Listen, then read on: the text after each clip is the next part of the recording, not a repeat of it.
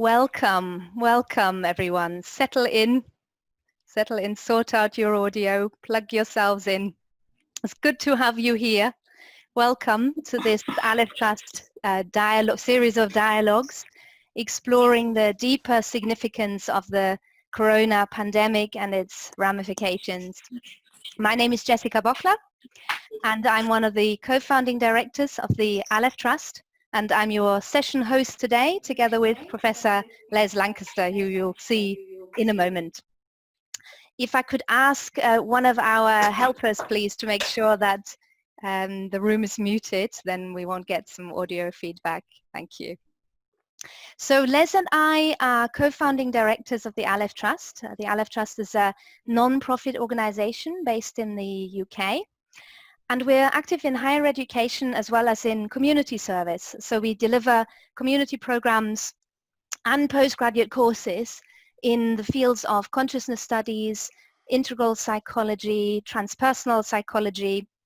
And we offer our programs really in response to the need for individual and for collective transformation, so that we can together begin to shift towards more sustainable, more equitable, more regenerative and co-creative ways of being together on this earth, our home.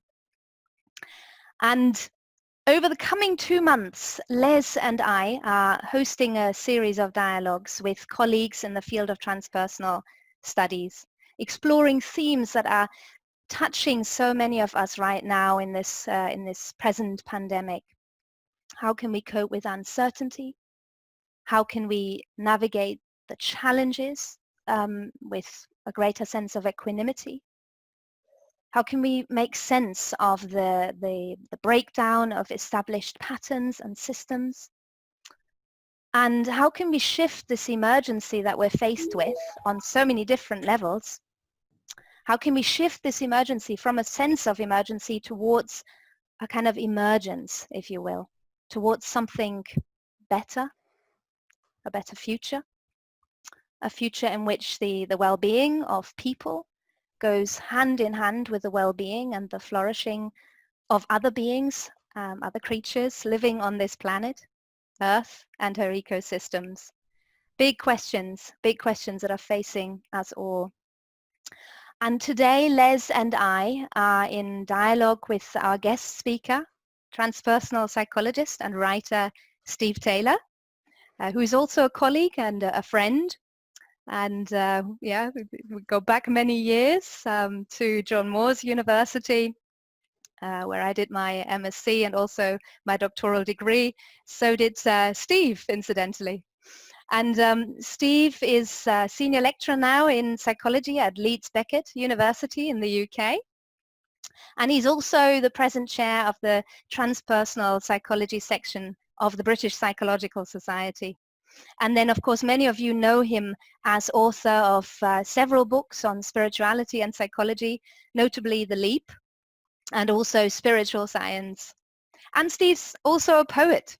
And so today he'll be weaving in some poetic readings. And we'll be engaging in poetic sense-making together in this session. So this session isn't just an intellectual engagement, an intellectual dialogue, but also an opportunity for us to make sense together, make meaning together through the poetics of the body, through creative writing, through a little bit of doodling, sketching, movement, if that floats your boat, if you're a movement person. I certainly am, having trained in theatre and the performing arts.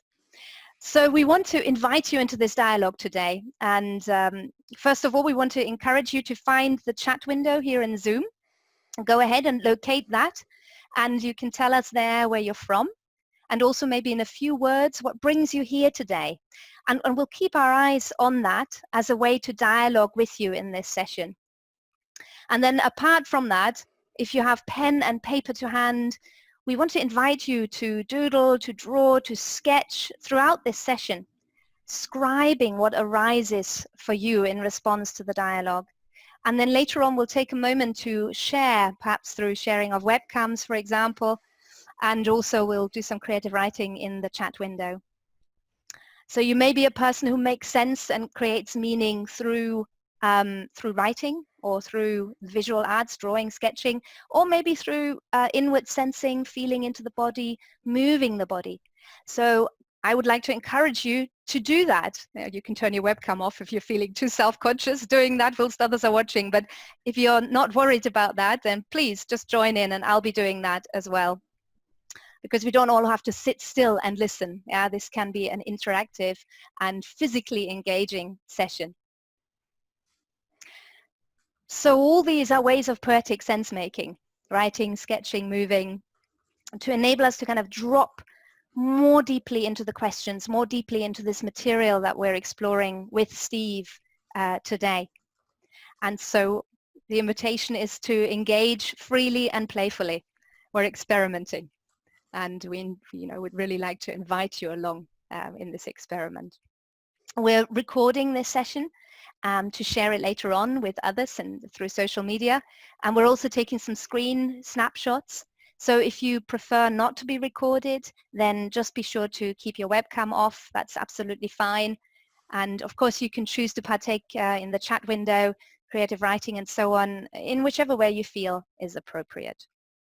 Okay, so without further ado, I'd like to hand over to Steve to begin this session. Thank you, Jessica. Thanks for that lovely introduction. Just 1 second, I just need to minimize my screen. So good evening, everybody, or good afternoon if you're maybe elsewhere in the world. I'm just going to begin by reading a poem called The Alchemy of Attention.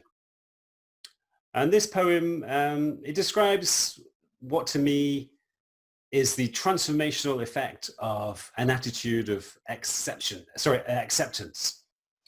Sometimes when we resist the reality of our lives, we resist the reality of our life situations or certain activities or certain aspects of life itself, it creates a kind of tension inside us, a kind of friction, because our thoughts conflict with reality. But when we switch into a mode of acceptance, suddenly everything changes. That's what I call the alchemy of acceptance.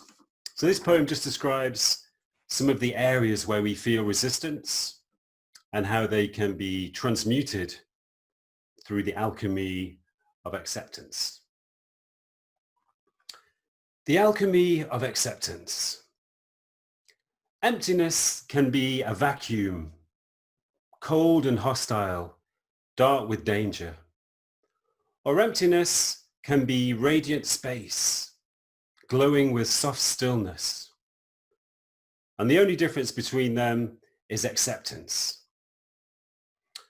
A task may seem tedious, a chore to rush through reluctantly, or a task may seem rewarding, a process to relish with an attentive mind.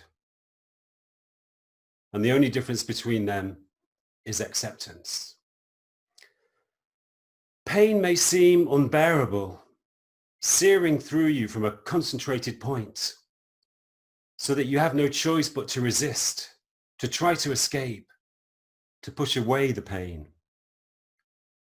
Or pain can be a sensation which you can move towards and merge with, which no longer has a center, but dissipates through your being, until it becomes soft and numb, no longer pain at all. And the only difference between them is acceptance. Trauma can break you down to nothing, destroy the identity you spent your whole life building up, like an earthquake that leaves you in ruins. Or trauma can transform you, break open new depths and heights of your being, give rise to a greater structure, a miraculous new self. And the only difference between them is acceptance. Life can be frustrating, full of obstacles, with desires for a different life disturbing your mind. Or life can be fulfilling, full of opportunities, with a constant flow of gratitude for the gifts you have. And the only difference between them is acceptance.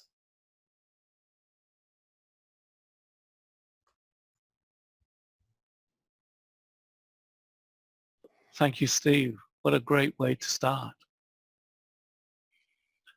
The Alchemy of Acceptance. That is a powerful title.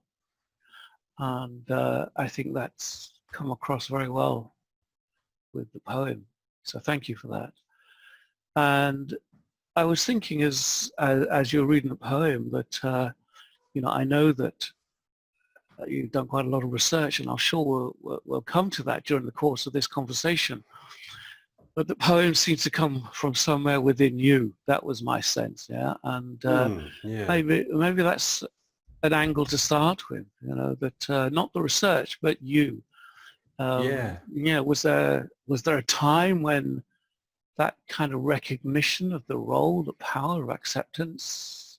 There was, yeah. About 20 years ago, I was living in Singapore, and one afternoon I was meditating in my flat, and I was feeling very peaceful, very serene and calm. And suddenly, as if somebody had pressed a button, a loud noise started in my ear, like a buzzing, screeching, screaming noise. And I thought, what the heck is that? And immediately I was brought out of my meditative calmness. And I thought, oh, have I been to a concert? I couldn't remember going to a concert. It was a bit like the buzzing you get in your ears after a concert. I expected it to go away, but it was there for the next morning. It was still there. The day after that, it was still there. 2 weeks later, it was still there. And eventually, I realized that I had tinnitus, a constant buzzing, screeching noise in my ear that never went away for a moment. And it made it difficult to sleep. It made it difficult to be anywhere that was silent, because I could just hear this noise as soon as the background noise ceased. It was probably related to when I was a young man. I was a rock musician playing with crazy drummers who were very, very loud. So it was probably connected to that. But for about 18 months, it really made my life very difficult. You know, I felt really bereft of silence. So I couldn't experience silence anymore, because I used to love to just sit in silence and to meditate in silence. So I really missed silence. And also, it was just constantly discomforting. It created a sense of anxiety and disturbance inside me, this constant kind of screeching, buzzing noise. And at night, I used to tune the radio to white noise so I could get to sleep. Otherwise, I just couldn't sleep, because the white noise would cover up the noise in my head. But eventually I thought, this is ridiculous. I'm going to have to do something about this. You know, I went to see consultants. Nobody could help me. So I thought, I'm going to have to try to change my attitude. And my wife was a bit fed up of the white noise, which made it difficult for her to sleep. So I thought, well, I'm going to have to, do something about this. So I thought one night, I just decided that I was going to turn off the radio, and I was just going to kind of listen to the noise in my head. So I laid my head down on the pillow, and at first I was, I had some trepidation, some anxiety, but I just let the noise engulf me. I kind of immersed myself in the noise, and I just shifted into a mode of acceptance for the first time. And it wasn't so bad. It wasn't pleasant, but it wasn't so bad. As I sort of drifted into the noise and immersed myself in it, it wasn't as bad as I expected. I felt as though I'd been fighting against it all this time, but in reality, it wasn't actually so unpleasant once I accepted it. It was a question of acknowledgement and kind of exploring the noise, going into the noise. And once I'd done that, once I shifted into this mode of acknowledgement and acceptance, it no longer seemed such an issue. And it didn't change immediately. Maybe it took perhaps a week or two of getting used to the noise and accepting it. And then quite suddenly, it didn't bother me anymore. After all this time, all of this discomfort, the noise didn't bother me. It was just there. I can hear it right now. If I pay attention to it, I can hear it right now after 20 years. But ever since then, it just hasn't bothered me, because, well, I recognize that I'd shifted into a mode of acceptance after so long of resistance, so much resistance. A sense of frustration, a sense of conflict had built up inside me, tension, a kind of inattention had built up. But as soon as I accepted the situation, the tension dissipated and the noise just became a part of my reality. So now, it's part of my world. It's part of my inner consciousness. So Right. it doesn't disturb me anymore. So that was the first time I really experienced the power of acceptance, and I've experienced it many times since then in different situations, even really minor situations like traffic jams. If I'm in a traffic jam, I may initially feel resistance. Mm-hmm. I get all these thoughts saying, I'm going to be late. This isn't fair. I'm going to lose my job. My students are going to get angry. But then, I shift into a mode of acceptance and think, well, okay, well, I can't do anything about this. So I have no option but to accept it.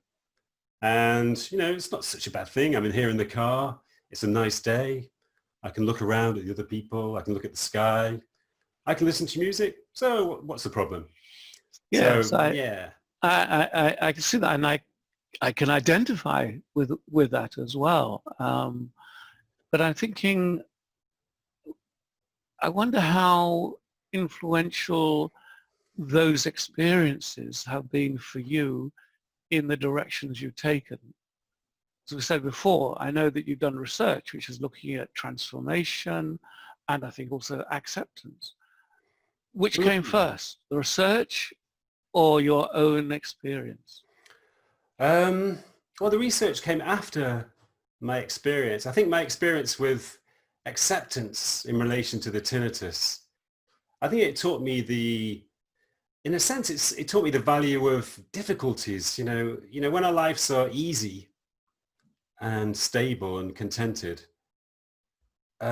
we kind of, sometimes we fall asleep. We become, a little dormant inside.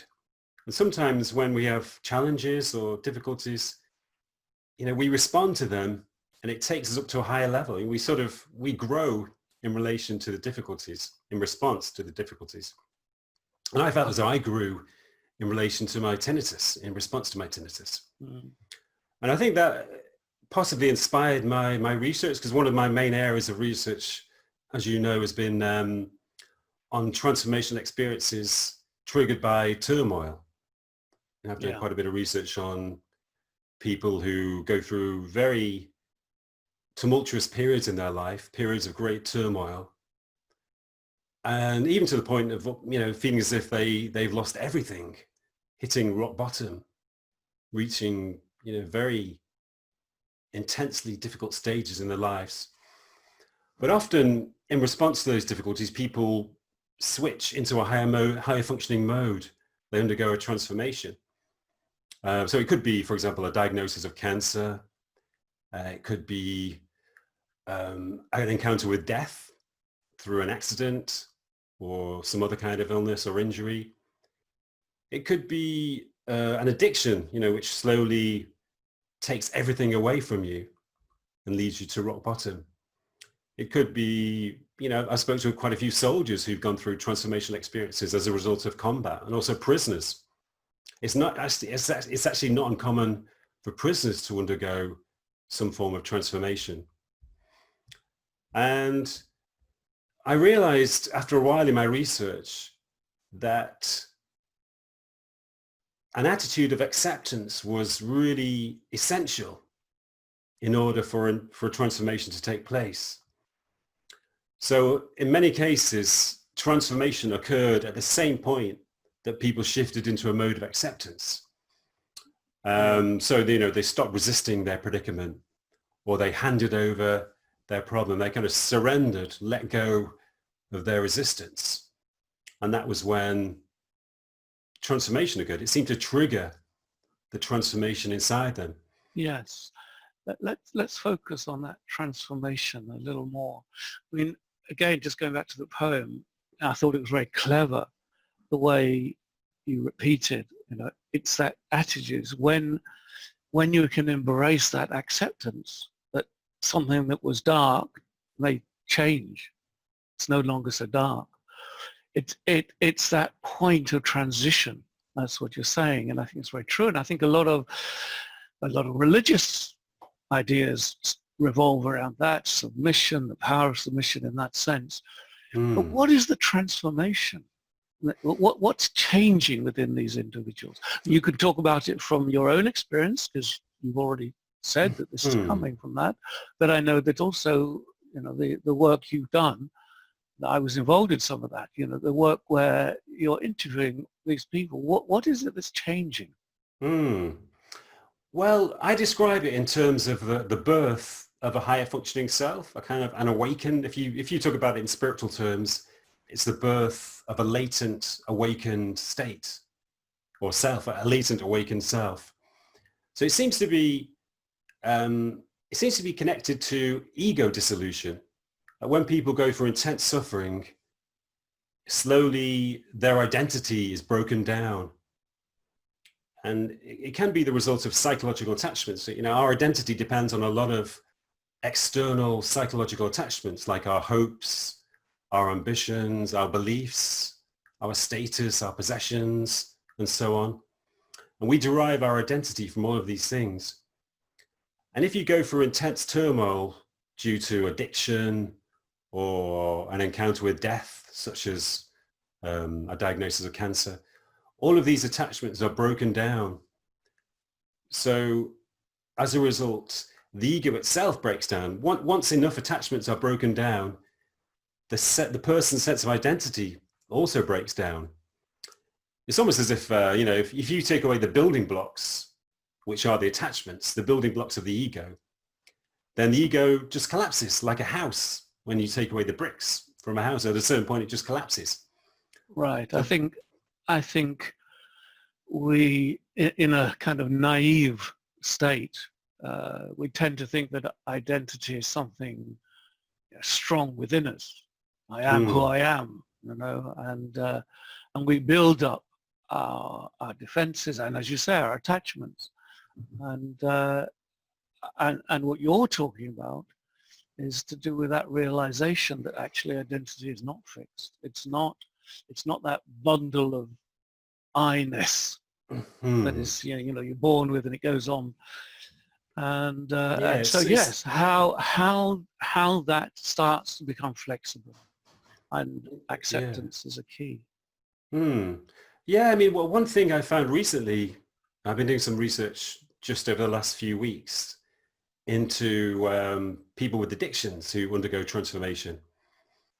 And one thing I found is that in some cases, transformation occurs when people have, you know, they've lost everything over the course of many years of addiction. They've slowly lost their friends, contact with their family. In some cases, their partners and children. They've lost contact with them. They've lost their self-respect. They've lost their sense of status. They've lost their roles in society. So slowly, everything is taken away from them. And in some cases, people reach the point of contemplating suicide and attempting suicide. And I found in quite a lot of cases that transformation occurs at the point when people are intending to commit suicide, often after a suicide attempt.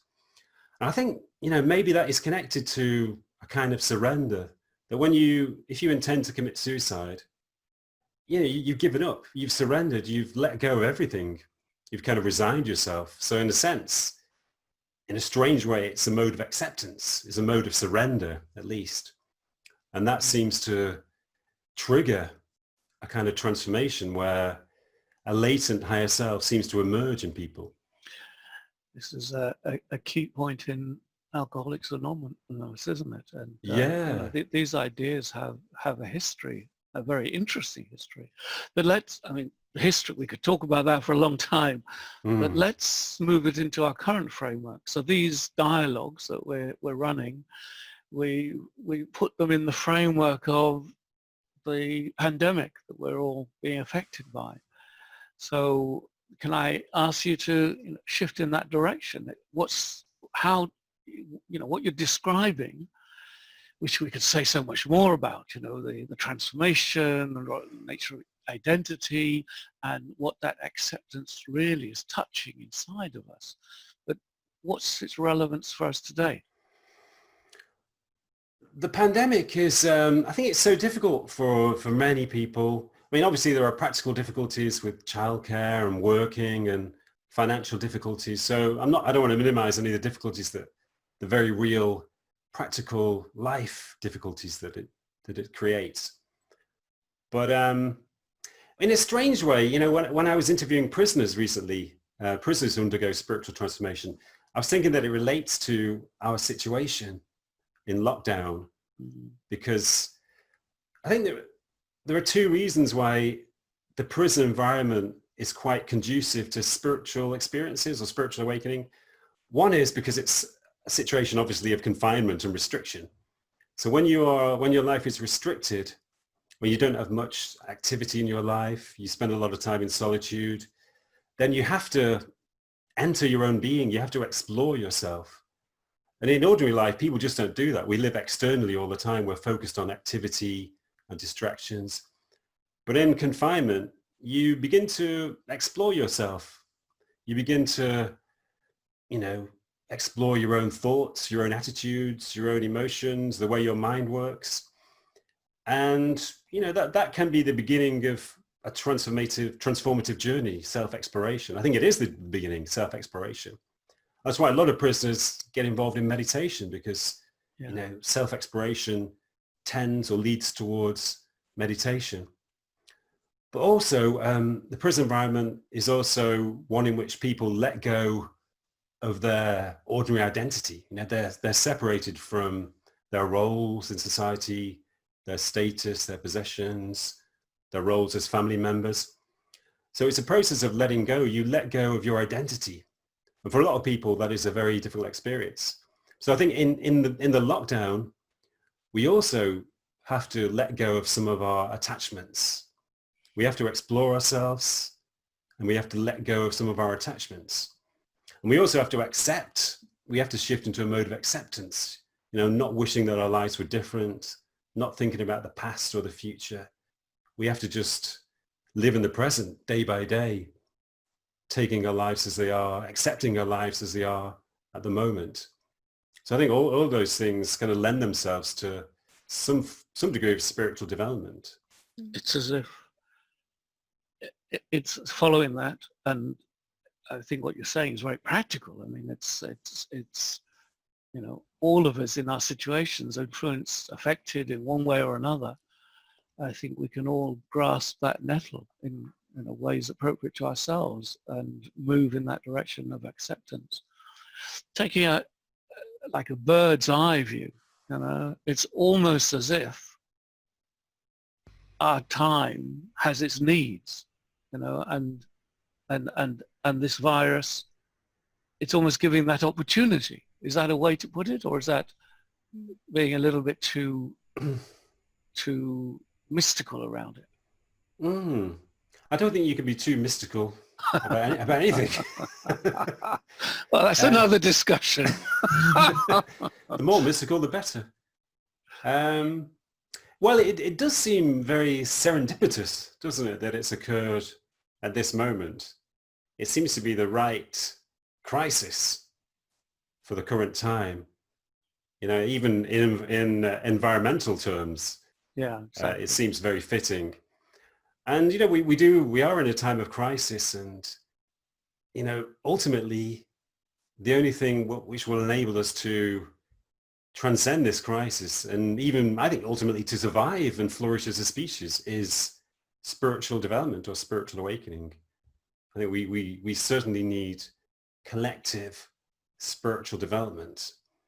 And this period of lockdown is an ideal opportunity for that to occur. Yes, and going back to that point, whether we call it mystical or not, in a sense, that's another choice we have. You know, how we formulate it for ourselves and for others.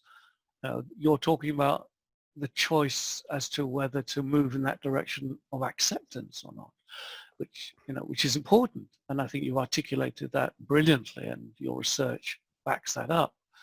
But maybe it's part of this other side of it, is, you know, the choice we have to view this pandemic in a larger kind of scale. And it's when we can shift that scale, see it as somehow related to the needs of our time, that moving in the direction of acceptance becomes more reasonable, more appropriate even.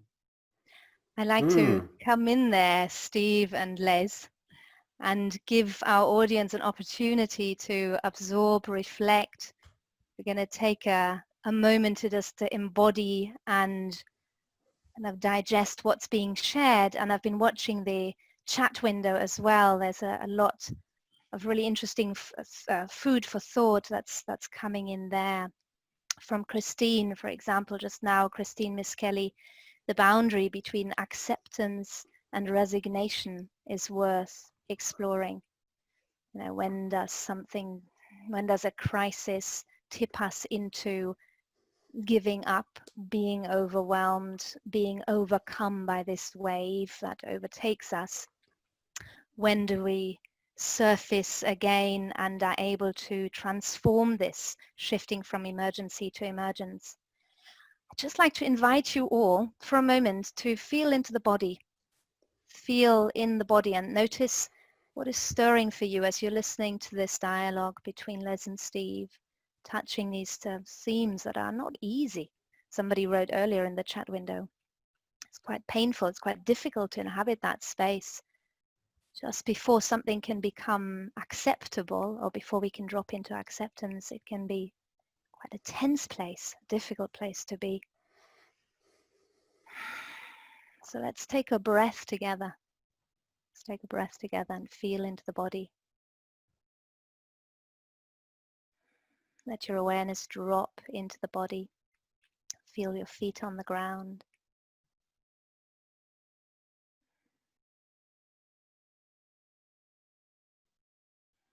Notice the alignment of your spine, how you're sitting, how you're holding yourself.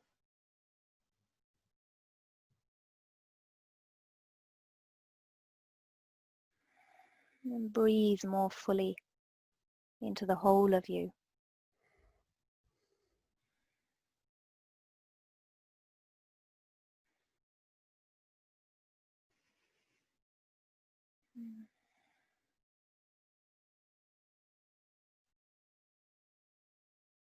Take another few deeper breaths, just arriving home, looking inward, sensing into the body.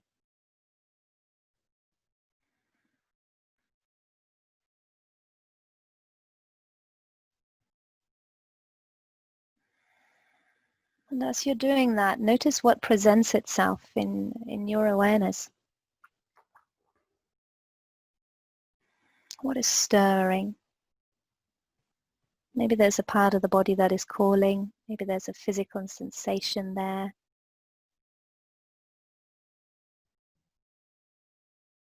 Maybe you're receiving information through other channels, auditory, visual perhaps. Maybe some emotions are stirring.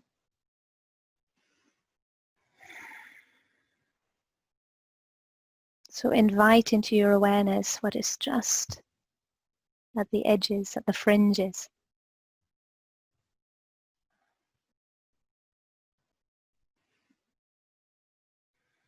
And I'd like to invite you now to let that speak. Whatever is at the fringes of awareness, let that speak to you. There may be small movement that you want to make, micro movements. If you're a very kinesthetic person, movement person, or maybe you have pen and paper, in which case you might want to just doodle a little bit, write a little, just for 30 seconds, a minute or so, freely exploring what is there, what is present. Maybe there are words that are coming. So just take a moment, 30 seconds to a minute, to capture what is pulling on your awareness right now.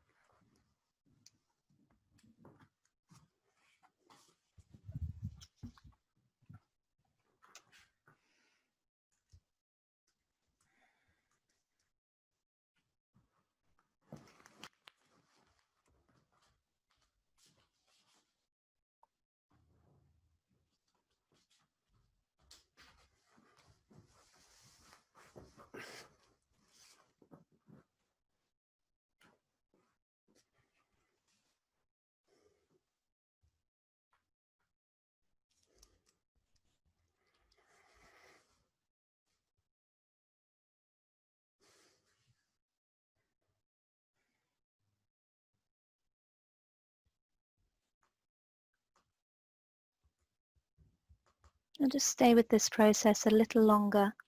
Notice what wants to communicate.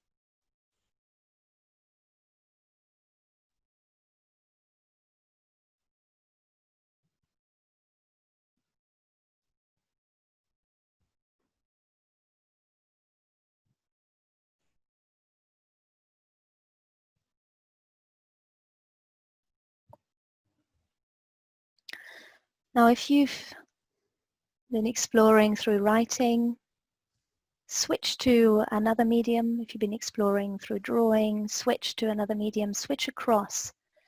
If you have been still, give yourself a moment to move. It's the invitation to shift now from one medium to another. The reason for that is that it creates greater fluidity in the body-mind, shifting from one medium to another. If you've been writing, do a little bit of sketching, drawing. If you haven't got pen and paper to hand, that's fine, because you can use your fingers even on the table or in the air, tracing, making patterns. I really want to encourage you to let impulses of the body-mind speak through you. So giving that another minute or so, exploring, noticing what wants to be said through you. And if you'd like to, you can begin to post in the chat window anything that is arising for you in your awareness, gold nuggets of insights or questions that are kind of drawing your attention. So again, taking a moment still to notice and then to articulate and share with us in the chat window.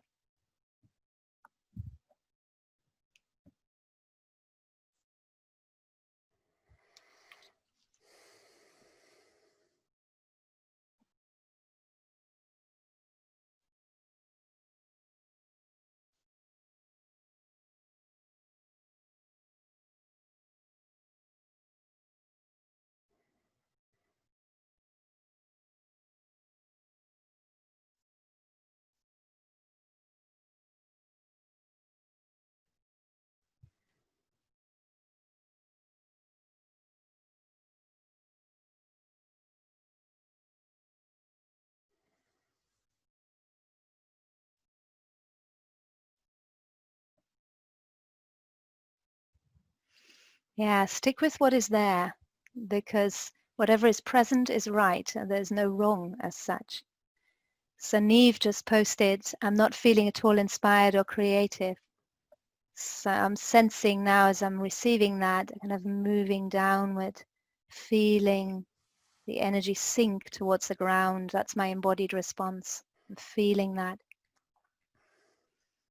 Jean is posting, moving really gets the energy, moving really gets the energy moving. Yeah. Jorge, coexistence of pain and love. Just mirroring this back to you. We're co-sensing into what is present for all of us right now.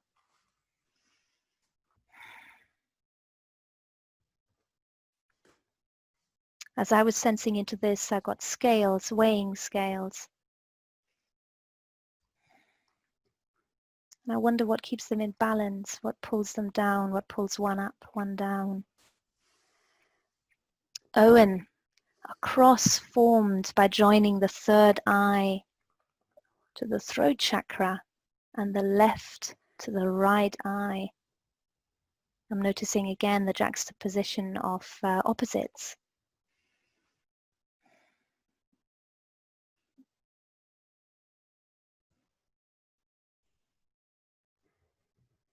And Jean, my poem, Light is back of the dark, for the good of all. Rabia, I'm looking for peace, but just now I realized I'm trying too hard. Acceptance is the soft option.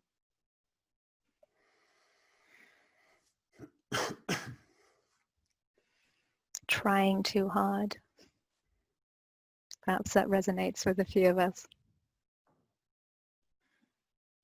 Yeah. We can be quite militaristic in our approach to ourselves, right? We're disciplined, even in spiritual practice, having to sit or to practice in a kind of rigorous way. And there is a certain rigor, but there is also that permissiveness and that self-compassion.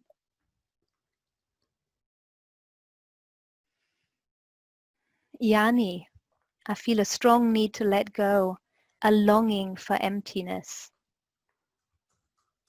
As I'm hearing that, I'm drawn towards my belly as the center and the seat of life energy.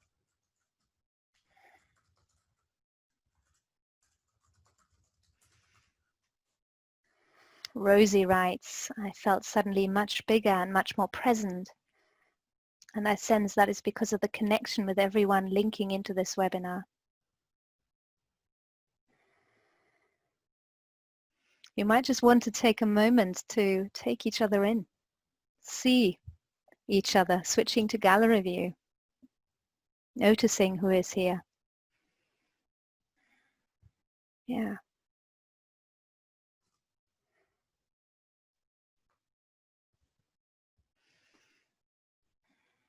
Vitali writes, there's no real knowledge except only direct feeling and experience in the moment.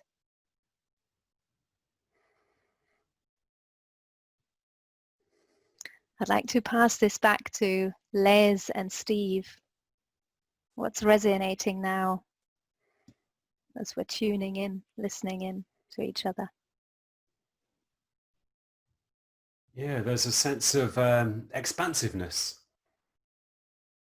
It's strange that I think even over the internet we can connect psychically or even spiritually. We can feel, we can form a network of consciousness, of shared consciousness, and a sympathetic, empathic feeling. It's true, and I would say that that's something that we very much work towards in our work, in the Olive Trust. You know, we work online, but it's not just for the head, it's not just for the ego, as Jessica has so beautifully demonstrated now.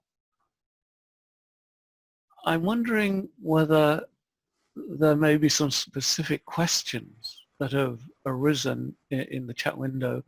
Some, I don't know if you've seen any of those, Steve, or... Well, I'm just wondering, I'd like to lead a short meditation. Should I lead the meditation first or before the questions? After the questions? Or... No, go for it. Let's do it now. Yeah, it's only a short meditation, sure. 5-10 minutes. Yeah, then we can move on to the questions. Perfect. Okay. So this is, I want to lead you through a meditative exercise, or meditation, you could call it, based on acceptance.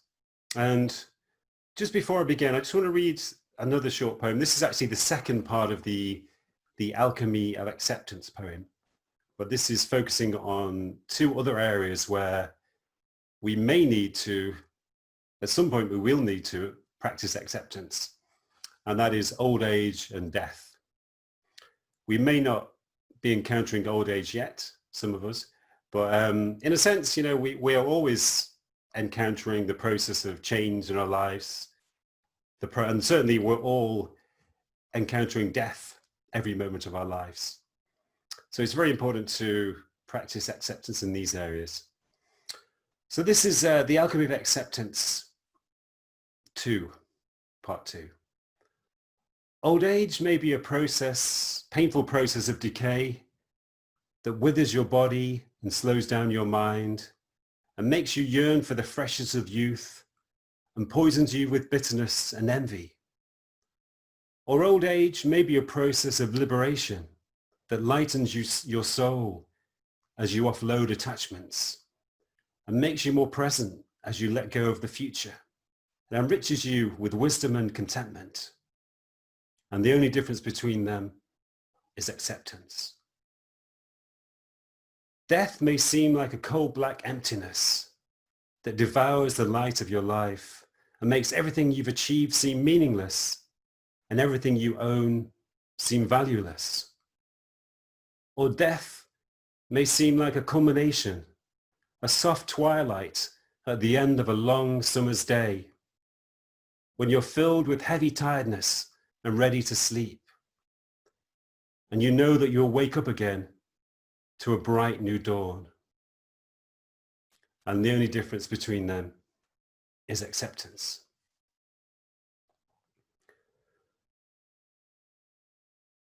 So there are a few aspects of our lives where we may feel resistance. And where we feel resistance, we also feel tension and conflict, and therefore negative states of being. And I just want to go through a few of these areas. And as I go through them, maybe you can just ponder over whether you feel resistance in any of these areas. And that will highlight the areas where you need to practice acceptance. So the first area is physical issues, physical ailments, physical difficulties, a bit like my tinnitus I was talking about earlier. Are there any areas of physical discomfort where you feel resistance, which create tension inside you? Just briefly contemplate that. Maybe go into your body and find out if there are areas of tension or resistance in your body.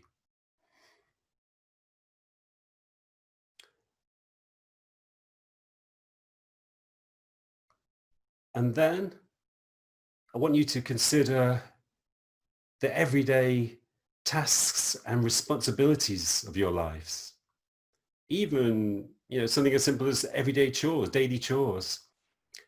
Are there any aspects of your daily life, your everyday responsibilities and tasks where you feel resistance, where you think, why do I have to do this? I shouldn't be doing this.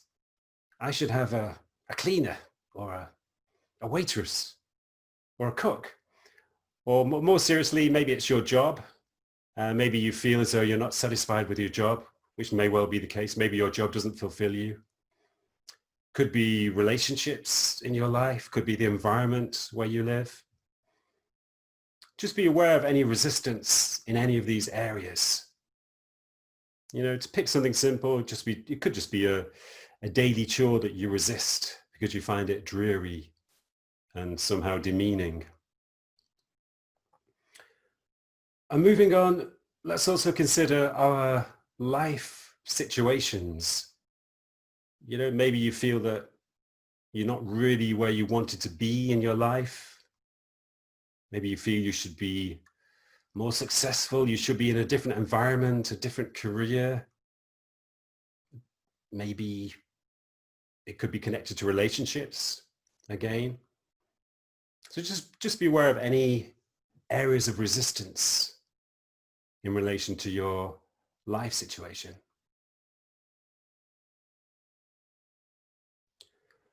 And finally, there are certain aspects of life itself where we may feel resistance, such as I mentioned in the poem, the aging process and the way it changes our appearance. Maybe that's an area of resistance. Maybe you're not happy with the changes that occur as we get older. Or maybe death itself. Maybe there is some degree of resistance to the fact of your mortality, the inevitability of death.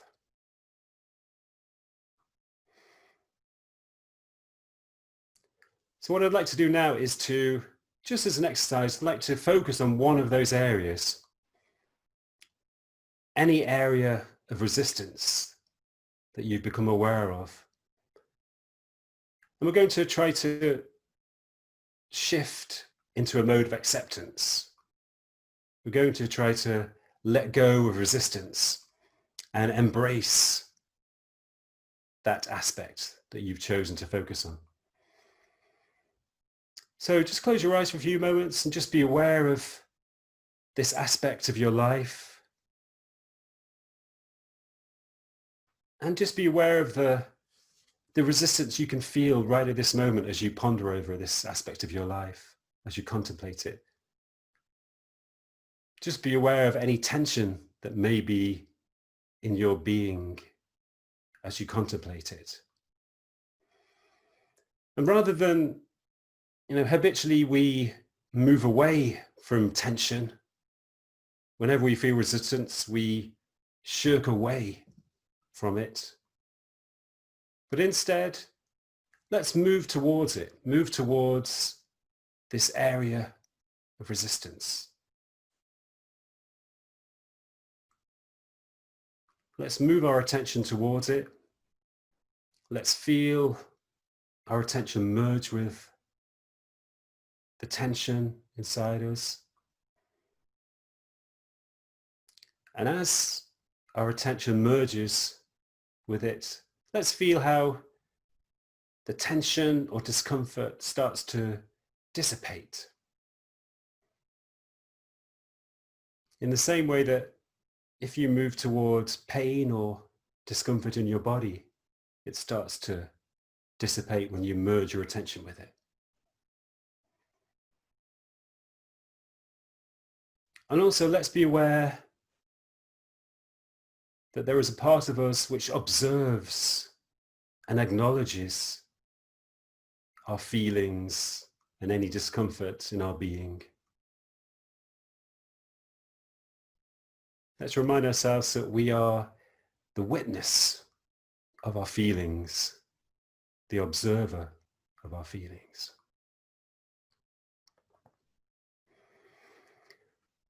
And now I'm going to ask you to let go of your resistance to this aspect of your life.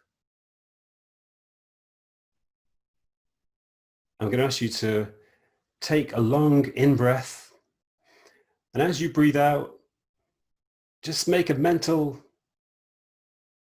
mode of letting go, switch into a mental mode of letting go and release your resistance to this aspect of your life. So let's breathe in and release the resistance to this aspect of your life. We can do that again just to make sure we've released the resistance. Let's breathe in again and release, let go of the resistance. And as we do that, as we release, just embrace the reality of your life as it is. Just make an intention to embrace every aspect of your life in a mode of acceptance, letting go of resistance and feeling tension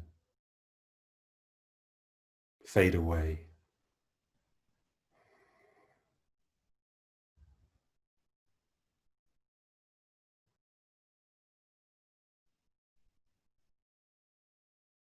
And you can do that with any aspect of your life. You can switch into a mode of acceptance. First of all, you need to go towards the tension and resistance, explore it, feel your attention merge with it, and then make a mental effort to gently let go, release your resistance.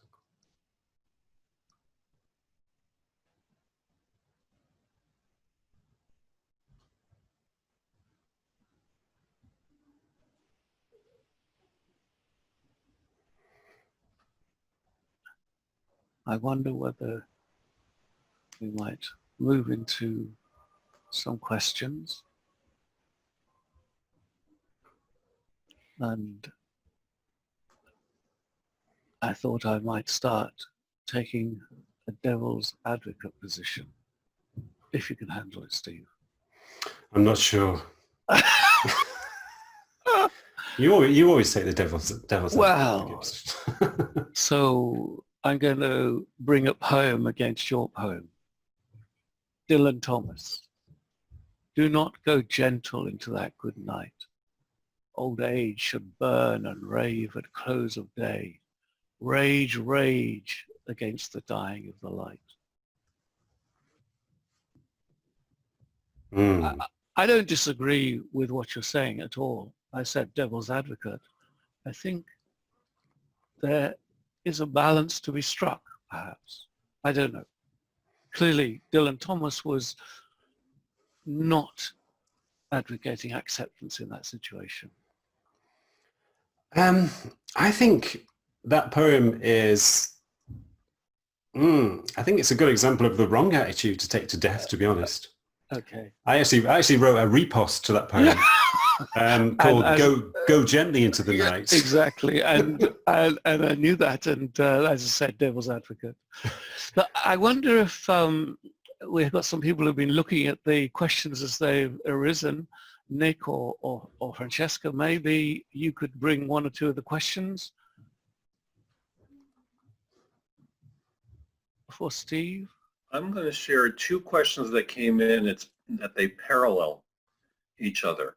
The first being, in the light of the current corona pandemic, does the act of acceptance endorse and encourage Sweden's open society and herd immunity style or approach as against the lockdown style, which depicts a sense of resistance and unacceptance? Should humanity accept the situation as it is and learn to live with it? And then the second one, which, as I said, a similar theme, how best to stop the momentum of the fight-flight response, especially when unconscious behavior patterns are triggered? Well, the first question, maybe Les wants to come back to this as well, but I think it relates to what Les was pointing out there, that there is a possibility that in a mode of acceptance we may become passive, and there are certain situations where we do need to stand up for ourselves, we do need to take action. But I think it's a false dichotomy, really. I don't think acceptance necessarily means being passive and not taking action. I think acceptance may sometimes be the first stage of effective action. Once you acknowledge the reality of your predicament, once you explore the reality of your predicament, then that's when you can begin to take effective action against it. And maybe your action comes from a higher source rather than from your ego self. And if you react in a very kind of egoic way to your predicament, you may not respond in an appropriate way or an effective way. So I think there is a balance that we do need to, there are some situations where we do need to take effective direct action.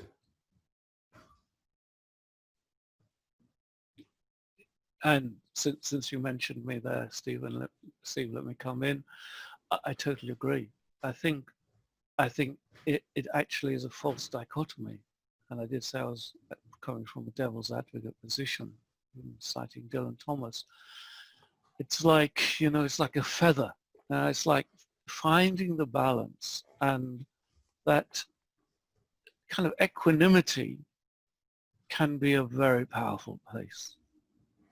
I think that's the point. I mean, what it means in terms of governmental responses, is Sweden right? Is UK right? I mean, that will be another discussion, and perhaps not one for now. But I think we've got to guard against panic. I'm not sure that panic is ever constructive.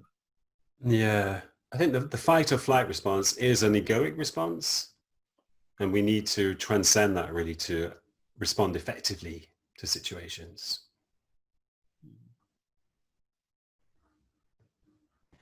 I want to acknowledge that we're already coming up to the hour, but perhaps there's one more question that we could take before we wrap up.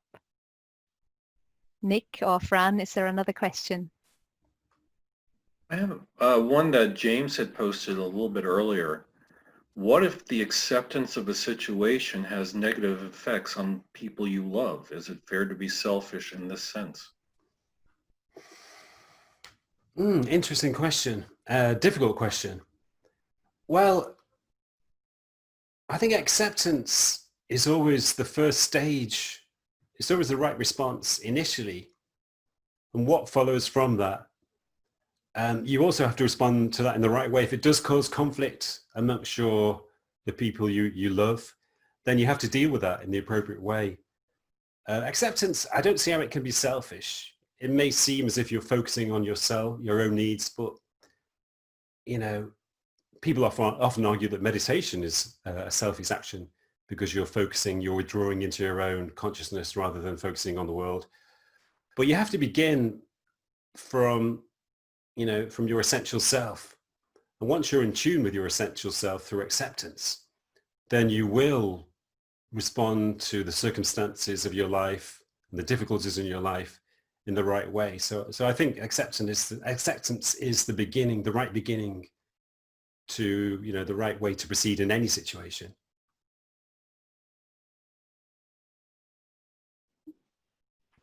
Let me just add very quickly to that, because I think it relates. The question I just saw come into the chat window, is transformation always a result of acceptance? And I think it's not like a causation chain. First acceptance, then transformation. It's not like, in my sense, in my experience, I would say, it's not a chain in that way. It's a kind of iterative, immersive, even holistic process that the state of mind that we can develop, that is encouraged through that sense of acceptance, is already the transformative impulse. Yeah, I think there are lots of factors involved in transformation, and I often think about this because I know, or we all know, most psychologists know that difficult circumstances can lead to growth. That's what's called post-traumatic growth, which is a very important psychological concept. And I know from my research that intense suffering can lead to spiritual awakening. It can lead to personal transformation. So the question then is, everybody goes through intense suffering at some point in their lives, and many points in their lives. Suffering is a part of the human condition, as the Buddha told us.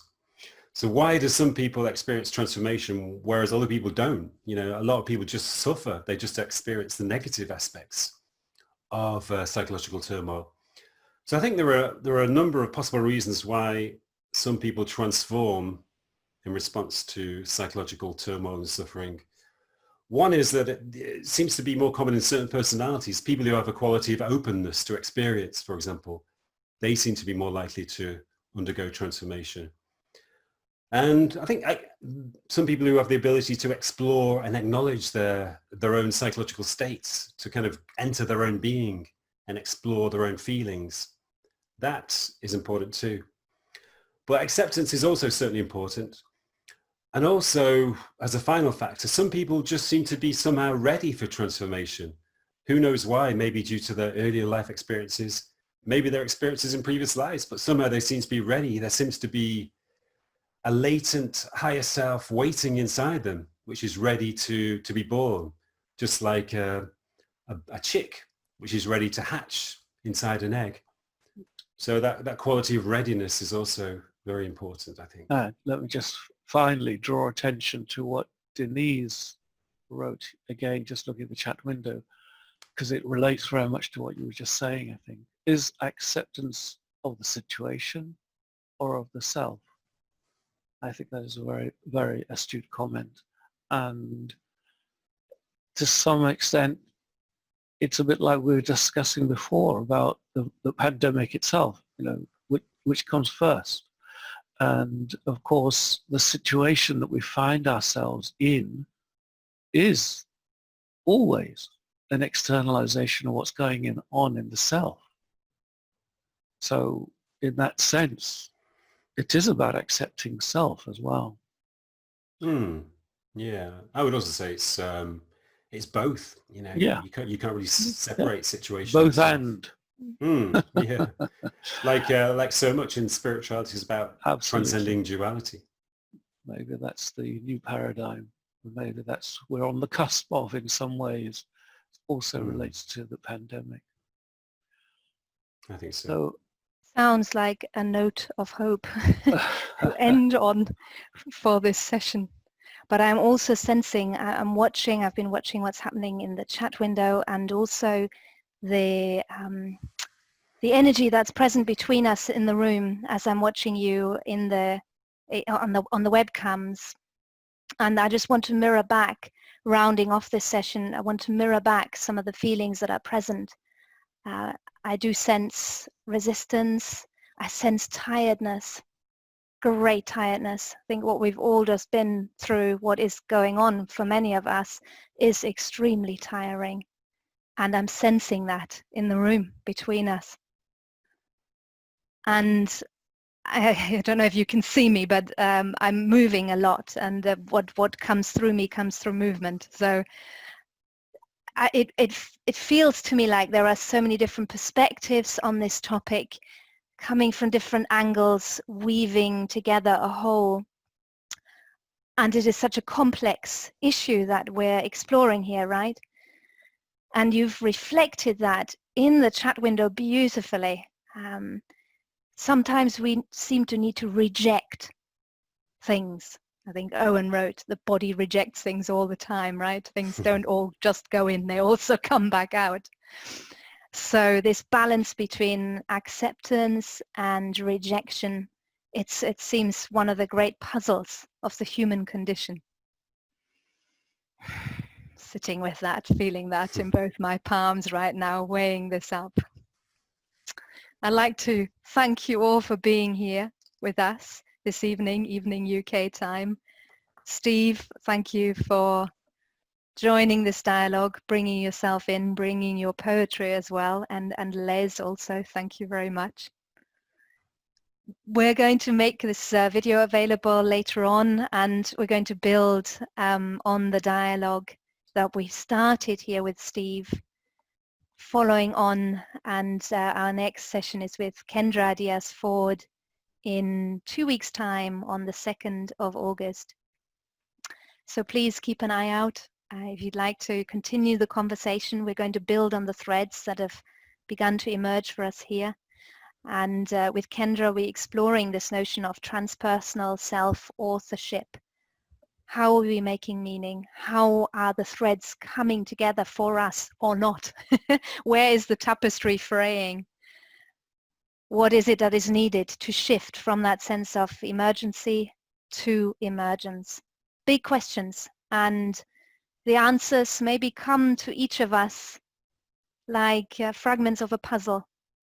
But the more we can cultivate that sort of joined mind, and by mind I don't just mean the intellect, but our shared awareness, then maybe we can come to greater insights into everything that is happening for all of us right now. So thank you again, everyone, for joining us, and maybe we'll see you at the next session. I wish you well. Steve, I'm sure. Good night, everybody. Well. Thanks Good for joining night. us. Good night. Take care. Thanks, Steve. Thanks, everyone. bye to everyone. Thank you. Bye. Thank you so much. Good night, everyone. Thank you. Thank you very much.